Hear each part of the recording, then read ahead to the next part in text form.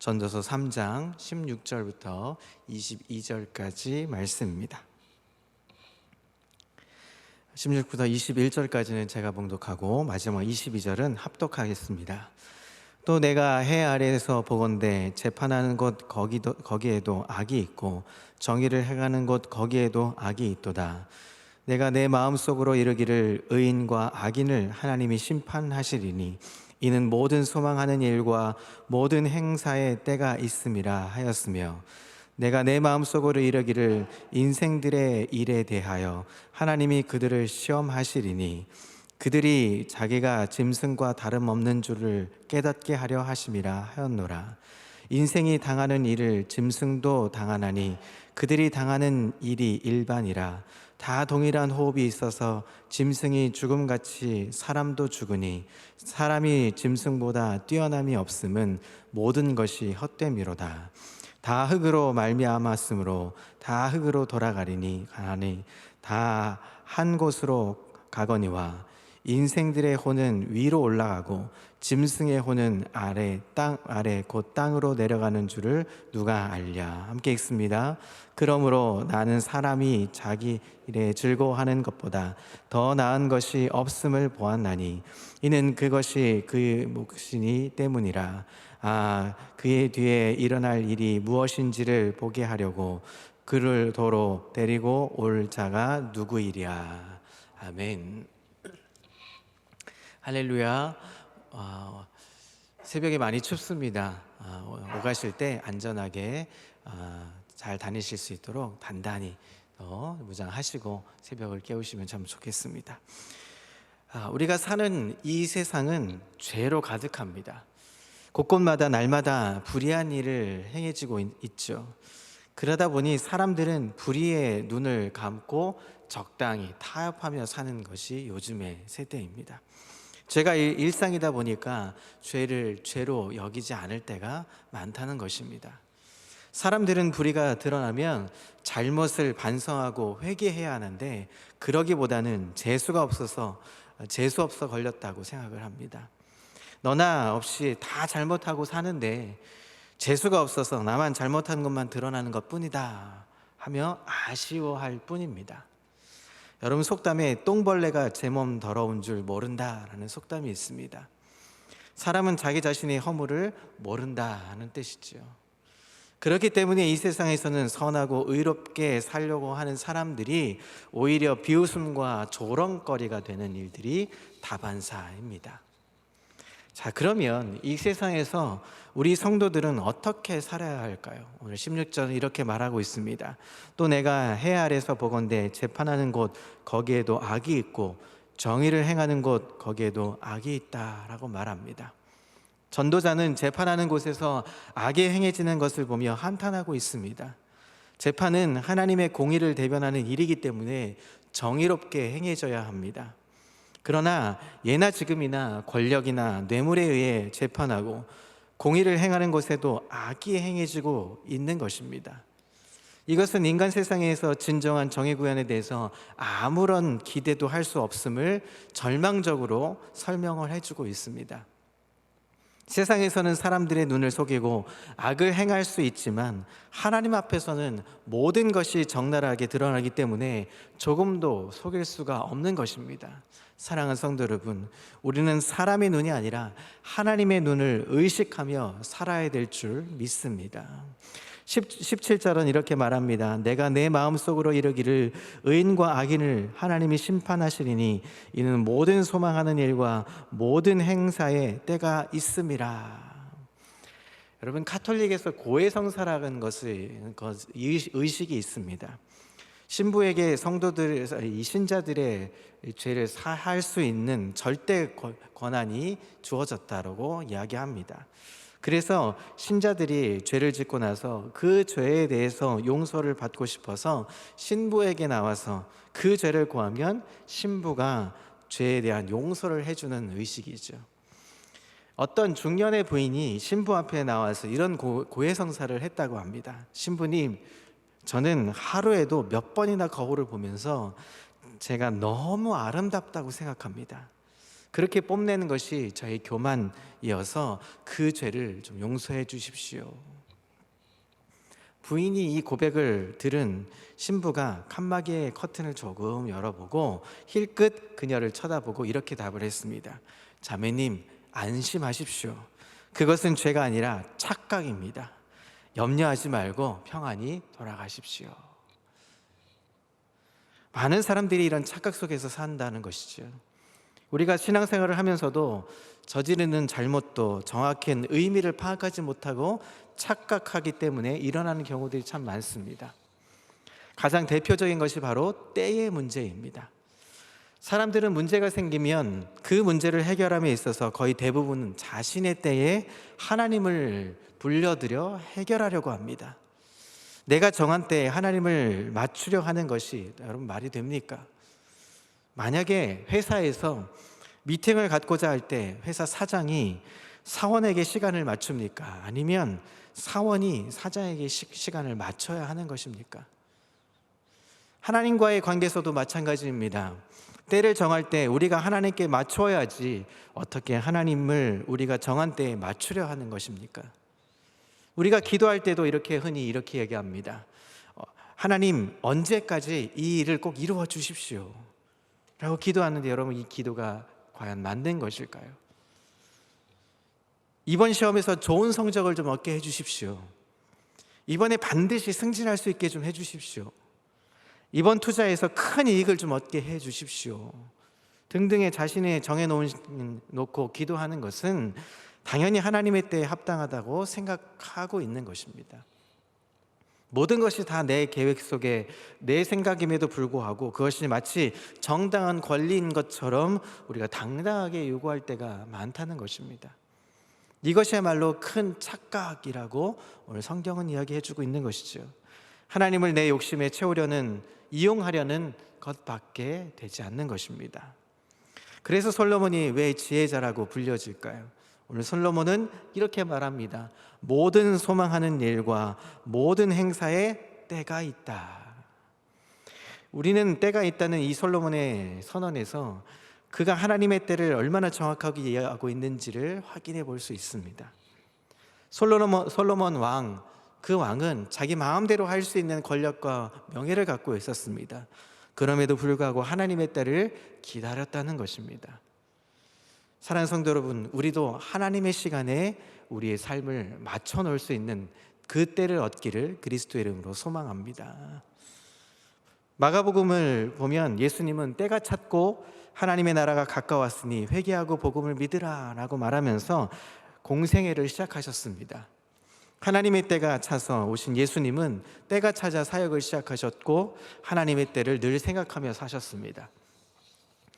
나사로가 죽었다는 소식을 들었을 때 예수님은 곧바로 달려가지 않으셨습니다. 사랑하던 제자, 사랑했던 아들과 같은 그 영적인 아들이었던 나사로가 죽었다는 소식에 바로 달려가지 않고 시간을 지체하며 죽은 다음에 찾아갔던 것이죠. 이것은 나사로가 죽기를 기다렸다는 뜻입니다. 왜 예수님은 나사로가 죽기를 기다리셨을까요? 그것은 나사로가 죽어야만 예수님이 하실 일을 하셨다는 것입니다. 할 수 있었다는 것입니다. 이것이 하나님의 시간에 맞추는 예수님의 삶의 방식이었습니다. 결국 나사로의 부활로 많은 사람들이 예수님을 믿게 되었다는 것이죠. 지금 우리가 아무리 바쁘다 하더라도 먼저 하나님의 때를 생각해야 합니다. 사람의 급한 성미로 절대로 하나님의 일을 이룰 수가 없는 것이죠. 시간의 주인공은 내가 아니라 바로 하나님이 되시기 때문입니다. 여러분, 우리의 삶의 속에서 큰 착각을 버리고 온전하게 하나님의 때를 기다리는 귀한 하나님의 삶의 목전에 둘 수 있는, 목표로 삼을 수 있는 저와 여러분 되시기를 그리스도의 이름으로 소망합니다. 18절에 이렇게 말합니다. 내가 내 마음속으로 이르기를 인생들의 일에 대하여 하나님이 그들을 시험하시리니 그들이 자기가 짐승과 다름이 없는 줄을 깨닫게 하려 하심이라. 하나님이 그들을 시험하셨다 하는 이 말은, 시험하다는 것은 조사하다, 입증하다라는 뜻을 가지고 있습니다. 전도자는 하나님께서 시험하시는 목적에 대해서 말하기를 하나님께서 인생의 면면을 드러내어 밝히심으로써 악을 행하는 자들이 짐승과 다름없이 죽음에 처해지는 존재임을 깨닫게 하려 하셨던 것입니다. 사람이 사람인 것은 깨닫는 데 있는 것입니다. 만약에 깨닫지 못하면 멸망하는 짐승과 다름없다 하는 것이죠. 그럴 경우 하나님은 모든 것을 드러내셔서 자신이 짐승과 다를 바 없다는 것을 알게 하신다는 것입니다. 19절은 이렇게 말합니다. 인생이 당하는 일을 짐승도 당하나니 그들이 당하는 일이 일반이라. 다 동일한 호흡에 있어서 짐승이 죽음같이 사람도 죽으니 사람이 짐승보다 뛰어남이 없음은 모든 것이 헛됨이로다. 인간과 짐승은 공통점이 많습니다. 생명을 가지고 있고 숨을 쉬어야 살 수 있습니다. 또 먹어야 사는 것이죠. 인간과 짐승에 공통적으로 임하는 것이 있습니다. 그것은 똑같이 날 때가 있고 죽을 때가 있는 것입니다. 사람도 짐승도 다 살다가 죽는 것이죠. 이런 점에 있어서 사람과 짐승은 뛰어남이 없다는 것입니다. 사람과 짐승이 구분되는 것이 있어야 하는 것이죠. 그것이 과연 무엇일까요? 오늘 20절과 21절이 그 답을 해주고 있습니다. 다 흙으로 말미암았으므로 다 흙으로 돌아가나니 다 한 곳으로 가거니와 인생들의 혼은 위로 올라가고 짐승의 혼은 아래 곧 땅으로 내려가는 줄을 누가 알랴. 인간이나 짐승은 다 흙으로 지음 받았습니다. 그렇기 때문에 죽으면 다 흙으로 돌아가는 것이죠. 인간을 구성하고 있는 몸의 성분은 짐승과 같기 때문에 오늘날 쥐나 다른 동물을 시험해서 그 시험의 결과를 인간에게 적용하죠. 그러나 인간과 짐승은 결정적인 차이가 있습니다. 인간의 혼은 위로 올라갑니다. 짐승의 혼은 아래로 땅으로 그냥 없어지는 것이죠. 다시 말하면 인간에게는 영혼이 있지만 짐승에게는 영혼이 없다는 것입니다. 창세기 2장 7절은 이렇게 말합니다. 여호와 하나님이 땅의 흙으로 사람을 지으시고 생기를 그 코에 불러 넣으셨으니 사람이 생명이 된지라. 오직 사람에게만 하나님께서 영혼을 부여해 주셨다는 것입니다. 이것을 가리켜 하나님의 형상대로 창조되었다 하는 것이죠. 인간의 진정한 존엄성은 여기에서 발견될 수 있는 것입니다. 전도자는 인생의 혼은 위로 올라갈 줄을 누가 알랴라고 말합니다. 그렇게 묻죠. 이 사실을 깊이 생각하며 준비하는 자가 되어야 함을 강조해주고 있는 말입니다. 안타깝게도 많은 사람들이 이 사실을 알지 못하고 깊이 생각하지 않습니다. 마치 이 세상에서 영원히 살 것 같아 보여서 혹은 죽으면 모든 것이 끝인 것처럼 살아가는 사람들이 많다는 것입니다. 너무나 많은 사람들이 멸망할 짐승과 사실상 다를 바 없이 살아가는 모습을 많은 TV와 뉴스에서 보지 않습니까? 그래서 시편 기자는 이렇게 말합니다. 존귀하나 깨닫지 못하는 사람은 멸망하는 짐승 같도다 라고 말합니다. 따라서 죽은 후에 하나님 나라에 들어갈 준비를 해야 하는 지혜가 있어야 될 줄 믿습니다. 우리는 여기서 깨달음의 중요성을 생각할 수 있습니다. 강의를 듣거나 책을 읽을 때 여러분 할 때가 있죠. 이 구절이 참 나에게 마음이 와닿을 때가 있습니다. 이 뇌과학에서는 이런 순간을 체험이라고 말합니다. 실제로 있다고 합니다. 순간 내 머릿속에 불이 번쩍 켜질 때가 있는 것이죠. 삶을 살아가다 보면 이런 체험을 할 때가 종종 있습니다. 신앙생활에서도 할 수 있는 체험이 있어야 하는 것이죠. 믿음이 좋은 사람은 어떤 사람일까요? 믿음이 좋은 사람을 보면 말씀을 들을 때 그렇구나, 그래, 그것이 하나님의 은혜의 말씀이구나 할 때가 있는 것이죠. 감탄을 잘하는 것, 깨달음이 있을 때 은혜로 받아지는 것입니다. 여러분, 오늘 삶의 순간순간 하나님께서 왜 이런 말씀을 주셨는지 알겠구나 하는 모습으로 이 땅을 사는 저 여러분 되시기를 그리스도의 이름으로 소망합니다. 구원의 조건은 회개와 믿음에 있는데, 내가 죄인이라는 사실을 깨닫지 못하면 회개할 수 있는 능력이 없는 것입니다. 내가 스스로 구원받을 수 없다는 사실을 깨닫지 못하면 믿음도 있을 수가 없는 것입니다. 그러나 사람이 깨닫는 데에는 한계가 있습니다. 로마서 3장 10절에서 12절 이렇게 말합니다. 기록된 바 의인은 없나니 하나도 없으며 깨닫는 자도 없고 하나님을 찾는 자도 없고 다 치우쳐 함께 무익하게 되고 선을 행하는 자는 없나니 하나도 없도다.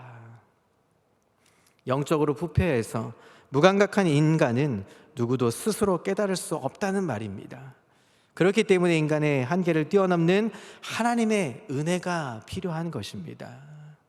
우리는 죽어서 흙으로 돌아가 끝나는 것이 아닙니다. 우리는 짐승이 아니기 때문입니다.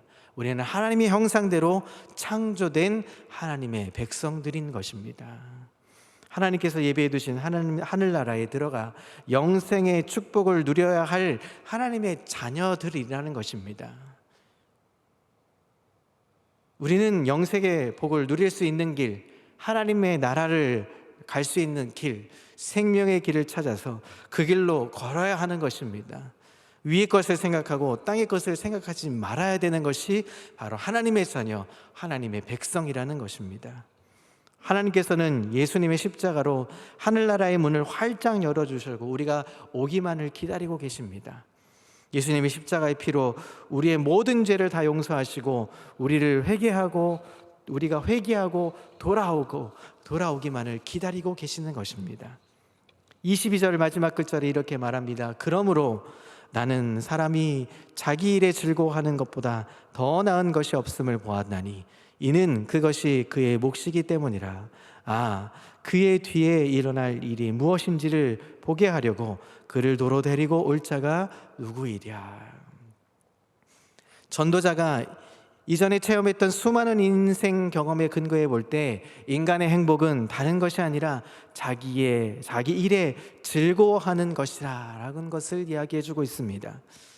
사람을 보면 의무감 때문에 억지로 일하는 사람들이 있는가 하면 하는 일마다 재밌어하고 신나하며 즐거워하는 사람들도 있습니다. 여러분, 누가 성공하는 사람들일까요? 누가 행복한 사람일까요? 영국의 작가 칼라일이라는 사람이 이렇게 말을 합니다.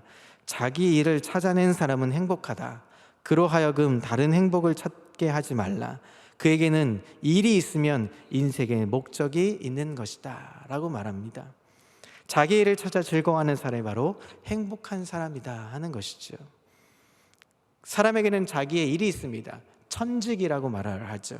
소방관, 경찰 이런 사람들, 중요한 역할을 하는 사람들이지만 그들의 받는 이 보수, 그들의 받는 월급은 아주 박복이죠.